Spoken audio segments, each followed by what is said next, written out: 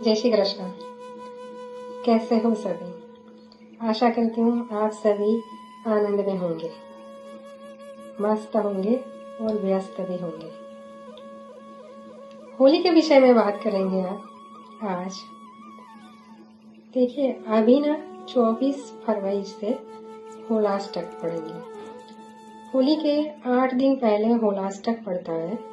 होलाष्टक में जो शुभ कार्य है वो नहीं करने चाहिए, ऐसा मानते हैं। क्यों? क्योंकि इन दिनों में जो ग्रह की व्यवस्था है वो बहुत सारे उग्र होते हैं। तो उग्र ग्रह हमारे शुभ कार्यों में अशांति और रुकावट ला सकते हैं। इसीलिए इन दिनों में होली के आगे 8 दिनों में होलाष्टक के दिनों में शुभ कार्य नहीं करने चाहिए, वर्जित है। भावनाओं की ओर से देखा जाए तो प्रहलाद को बहुत अपनी भक्ति की कसौटी देनी पड़ रही थी। और वो लास्ट दिन थे जब मतलब भक्ति की कसौटी होते होते भगवान का प्राकट्य होने वाला है। तो जब भी अंत के दिन होते हैं तब ज़्यादा परेशानियों और ज़्यादा मुसीबतों का सामना करना पड़ता है। मतलब कहते हैं ना, किनारे पे नाव आ जाती है तो बहुत सारी तकलीफें पड़ती है और एकदम से बहुत तकलीफ में से, बहुत नेगेटिविटी में से एक प्रकाश का पुंज पैदा होता है और भगवान का प्राकट्य होता है। तो अंतिम दिनों में प्रहलाद को बहुत सारी कसौटियों से गुजरना पड़ रहा था। जैसे पहाड़ से गिरा देना, ऐसे अग्नि के पास ऐसे खंभे से, मतलब बहुत सारी तकलीफें पड़ रही थी। प्रहलाद को मारना, ताड़ना, पीटना, ये सब हो रहा था। तो इन दिनों में जब भी भक्तों को तकलीफ पड़ रही थी तभी और प्रहलाद ने अपनी भक्ति नहीं छोड़ी थी। तो इन दिनों में हमारा मन ही नहीं लगे कि हम अच्छा कोई कार्य करें, शुभ कार्य करें। तो ये एक बात हो गई। और होली पड़ रही है। अब होली के बारे में विचार करें तो बहुत सारा कंफ्यूजन है कि होलिका दहन कब करें।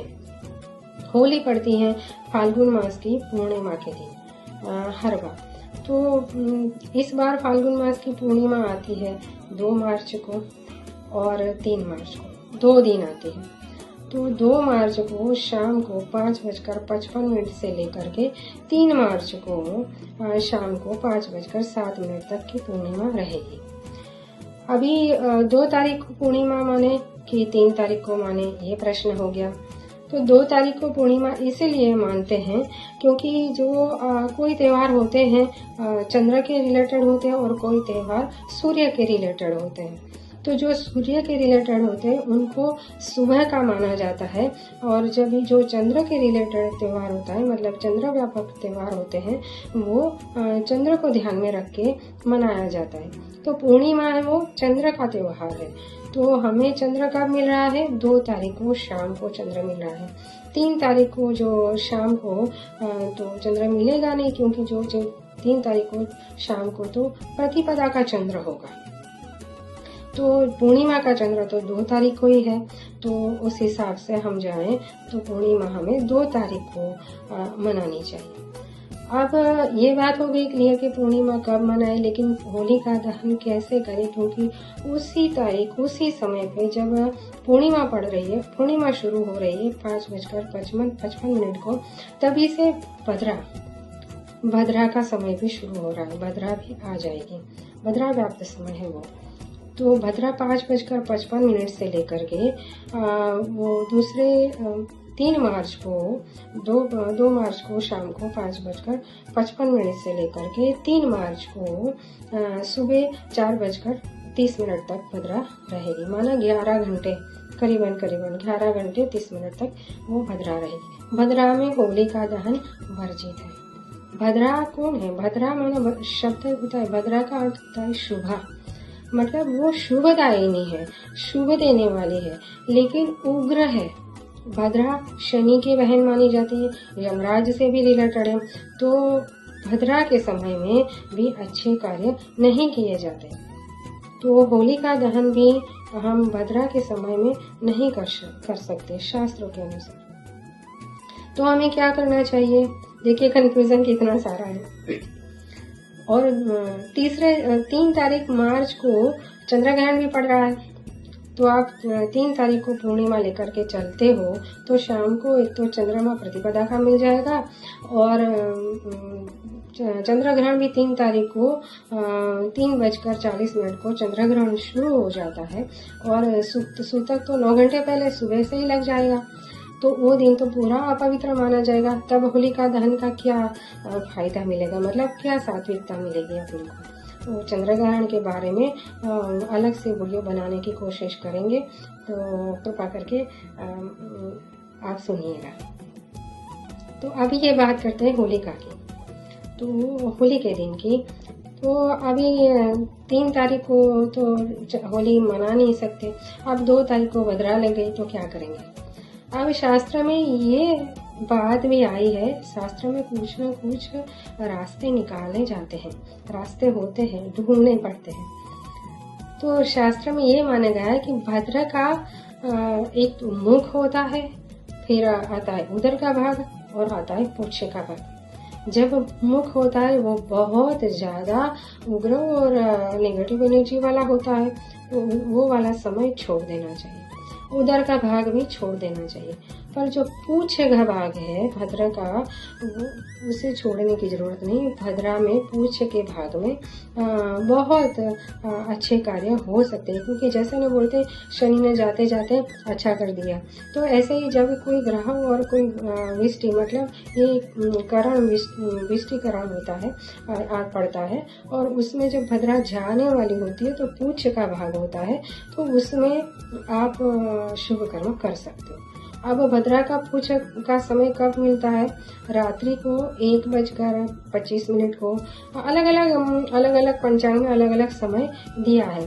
कभी कहीं बोला, कहीं बताया 1:25 को, कहीं बताया 12:50 को। ऐसे अलग अलग समय बताया है भद्रा का, 1 घंटे के लगभग करीबन आसपास का।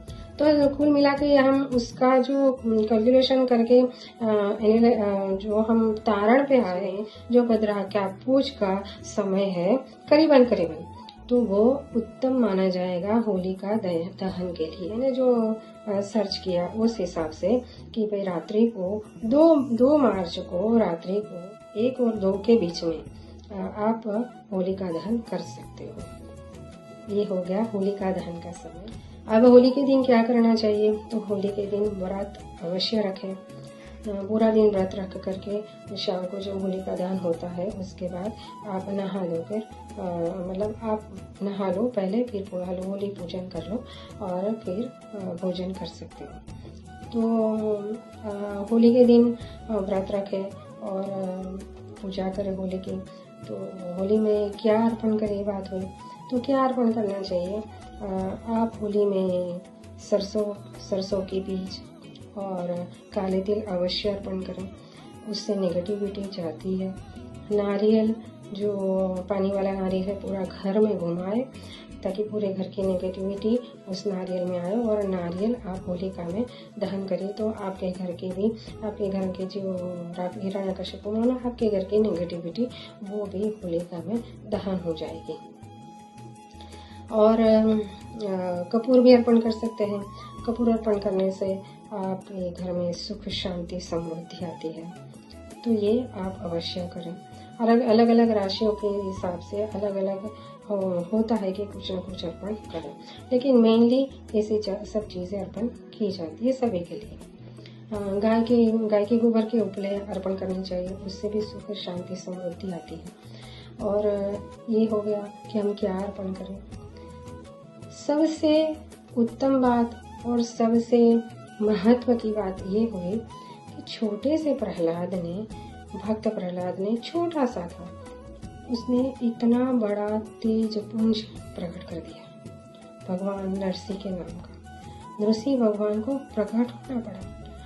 तो ऐसे कैसे प्रहलाद ने आर्तनाद किया होगा, ऐसे कैसे प्रहलाद ने पुकारा होगा, ऐसे कैसे प्रहलाद ने अपन जप किए होंगे, ऐसे कैसे प्रहलाद के हृदय से पुकार निकली होगी कि परमात्मा का पूरा तेज पुंज उसको बचाने के लिए प्रकट हो गया। छोटा सा प्रहलाद कर सकता है तो हम कोशिश तो करें, हम शुरू तो करें, और ये हो सकता है।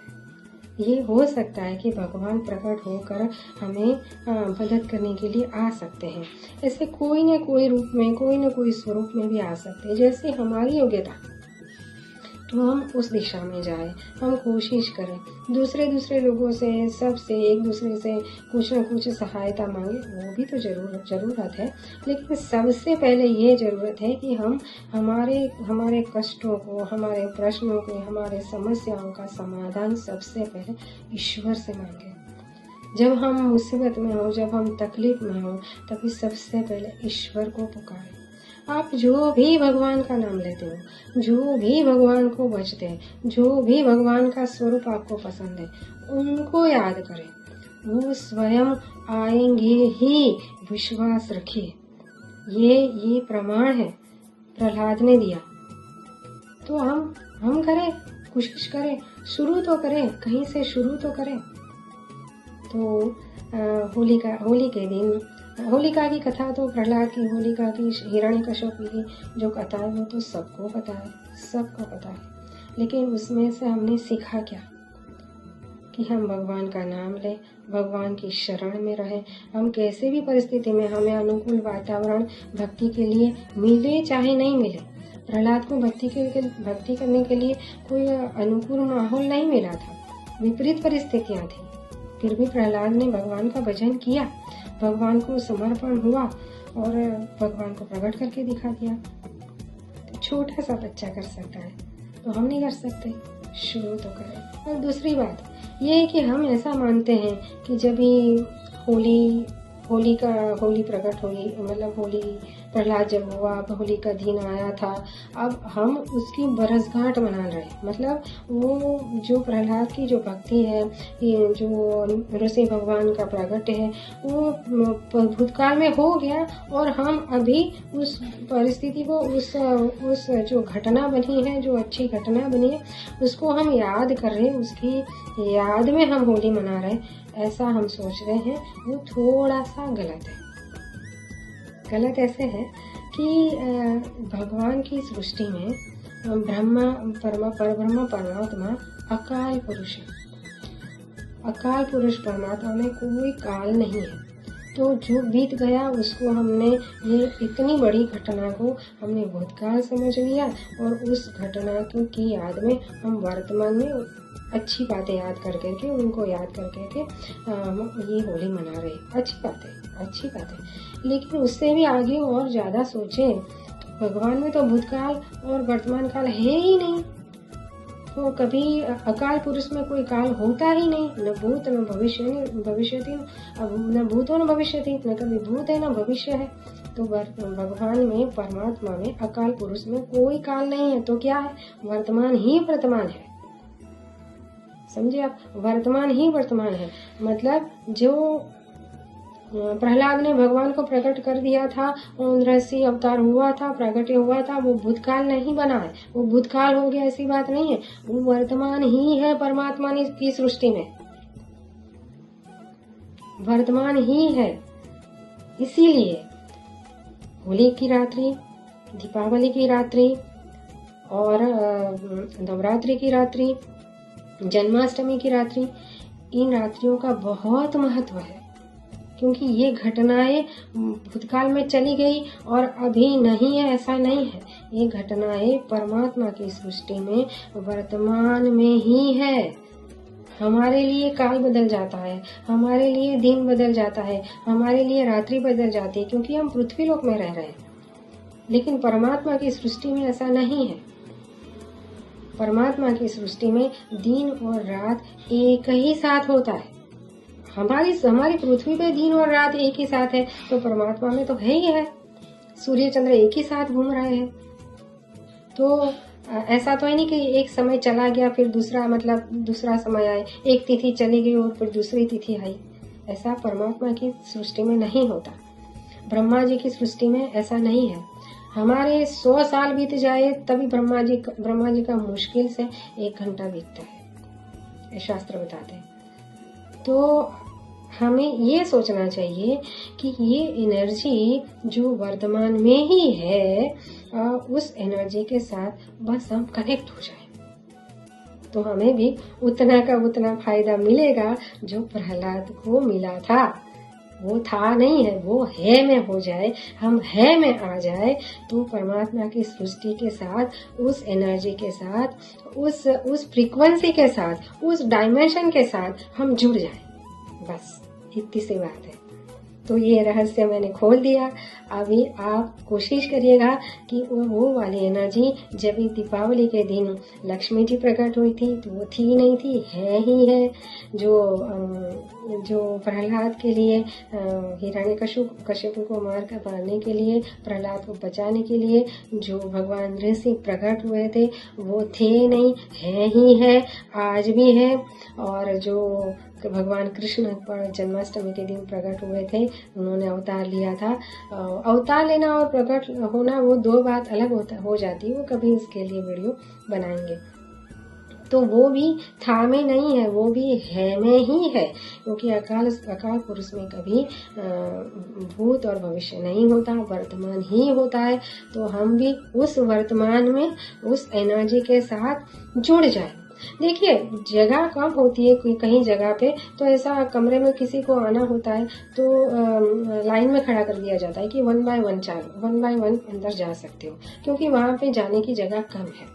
और फिर कमरा खाली हो जाएगा, फिर वो आगे जो बैठ गए वो निकल जाएगा, उसके बाद तुम्हारी बारी आएगी। ऐसा जब जगह कम होती है तब ऐसी व्यवस्था हमारे यहाँ, हमारी पृथ्वी पे की जाती है, सब जगह है ना, होता है ना ऐसा। लेकिन परमात्मा की सृष्टि में अकाल में बहुत विशालता है, बहुत विशालता है। वहाँ कोई काल ही नहीं है। तो ऐसा नहीं है कि एक तिथि चली गई फिर दूसरी तिथि आएगी, एक साल चला गया फिर दूसरा साल आएगा, ऐसा नहीं होता। हमारी सृष्टि में, पृथ्वी में ऐसा होता है, क्योंकि यहाँ पे काल की कमी है, इसलिए। तो परमात्मा की सृष्टि में सारी तिथियां, सारे साल, सारा समय जैसे का जैसा पहले था, अभी है और आगे भी रहने वाला है, क्योंकि परमात्मा पहले थे, अभी भी है और आगे भी रहेंगे। मतलब परमात्मा है में है, वर्तमान में है, ईश्वर हमेशा है, था और रहेगा। समझने के लिए बोल रही हूँ। बाकी परमात्मा की सृष्टि में परमात्मा है ही है, कभी था में और होंगे में नहीं होते ईश्वर। तो ये रहस्य को समझ लीजिए, आत्मसात कर लीजिए और उस एनर्जी को, जो परमात्मा की वर्तमान जो परिस्थिति, वर्तमान की का जो तेज पुंज है, उस तेज पुंज के साथ आप जुड़ जाइए, आप उनके साथ कनेक्ट कर लीजिए। उस पावर को, उस एनर्जी के साथ आप अपनी एनर्जी को चैनलाइज कर लीजिए, उस इंटेंसिटी तक आप पहुंच जाइए। आप देखना, एनर्जी अपने आप कनेक्ट हो जाती है। आप कोशिश करिए, अच्छे बनिए, अच्छे विचार करिए, प्रेजेंट में रहिए, वर्तमान में रहिए, मन को साफ सुथरा रखिए, सबके लिए अच्छी भावना रखिए, तो एनर्जी अपने आप जुड़ जाती है, ऐसे खास दिनों में तो खास करके। तो ये सब रहस्य की बात खुल गई, तो आप जरूर लाभ लीजिएगा और कोशिश करिएगा कि आप ईश्वर के साथ जुड़ जाए, परमात्मा में बहुत बहुत बहुत बहुत आपको जो चाहिए मिलेगा।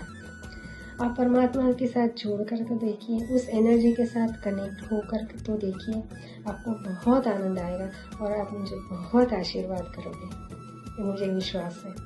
धन्यवाद, आपने मुझे सुना। बहुत खुश रहिए, बहुत आनंद में रहिए और हमेशा ईश्वर में रहिए। जय श्री कृष्ण, जय माता जी।